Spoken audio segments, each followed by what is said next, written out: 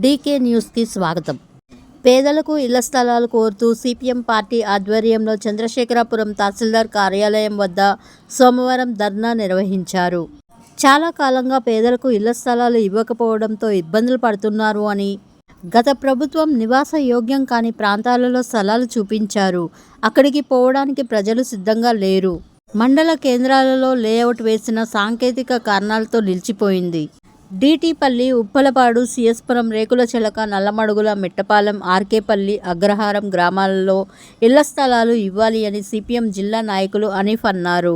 రేకులచెలక, ఉప్పలపాడు, ఆర్కేపల్లి, అగ్రహారం, మిట్టపాలెం గ్రామాలలో శ్మశాన స్థలాలు లేక ప్రజలు ఇబ్బందులు పడుతున్నారని అన్నారు. అలానే ఇంకా రైతు సమస్యలు పరిష్కారం కానివి చాలా ఉన్నాయి అని అన్నారు.